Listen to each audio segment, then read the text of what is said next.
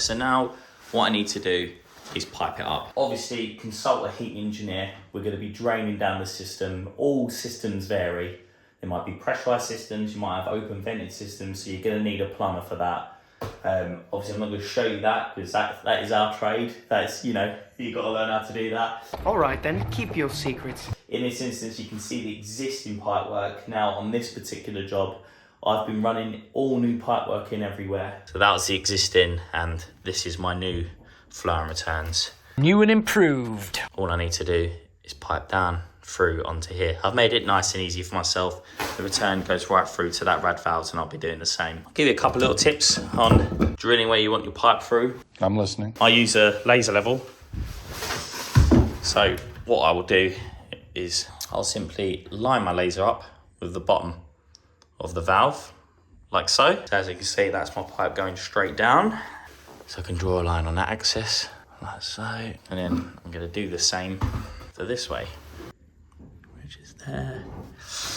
And I'm gonna draw that there. Drill the hole, slide my pipe through, and that's that. Easy peasy. And I'll be doing that. And I'll just, as I'm doing that, I'm gonna get this all piped up now.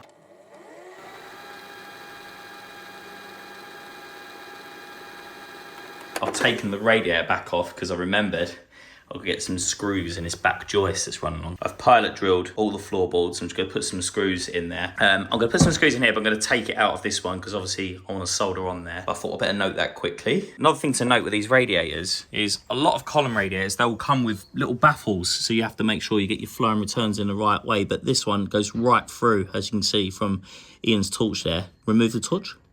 Hello. You get that a little bit more option if you've got existing flow and returns. It doesn't really matter which way round you get it. So that's really, really helpful for a lot of installers. So what I've done, I've just bent that bit of pipe round and it goes into this fit. I've just pushed this in dry at the moment because I wanted to show you these. So I haven't tightened anything up yet or anything like that. So as we undo this, now this sleeve here, it will slide over the copper. So it's not something you can put on, you know, afterwards or whatever. So you have to work that out. So you can normally put these on here.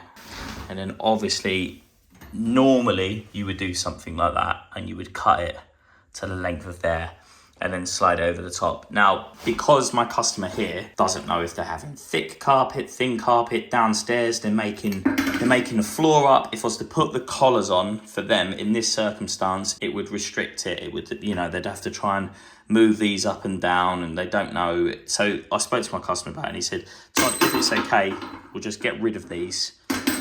We can slide these on. So I'm gonna be making this down. Obviously it'll go down further until it stops on the bend like that. And then I'm gonna cut that in. He said then they can make the carpet around it, they can do the floor and everything else like that.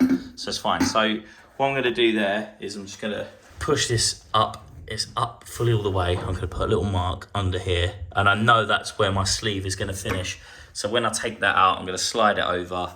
I can mark that there, cut that, put that in place, and we're good to go. Simple, nice. So as you can see, I've slid that down so it can't go any further, which is that mark there. That's one pen mark, there to there. So I can line that up now. I can put my mark there. That was the underside of the valve.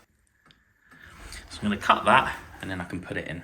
Now, if you haven't got one of these fancy little pipe cutters that I like to use. Very nice. Of course, you can use a normal wheel cutter or a hacksaw and obviously keep your cut end away.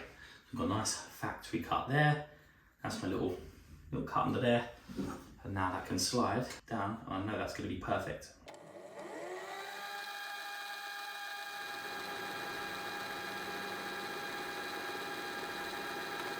A little tip I should mention here is obviously with this nickel plated stuff, if you put just your adjustables on there's a good chance if you're scratching it. So obviously I've got these special little protector things here which helps with that, just protects the nickel. But if you haven't got anything like that, then a great little tip, if you get a bit of the packaging from the box here, a bit of this stuff, and slide that over your jaw and then put it on, it's gonna protect the nut as you're tying it up. So little tip there when doing that. You see that's how it's gonna finish. Looks nice, doesn't it? Absolutely stunning. So there we have it. You've seen me unpackage it, make the radiator up, hang the radiator, and now it's piped. So we've got that one done. We've got a load more to do in the house. We're gonna get all of them done, and then I can show you in the next video how to fill up a radiator and bleed it. And remember, if you like the video, Big fan. give it a little thumbs up and subscribe to the channel. Join us.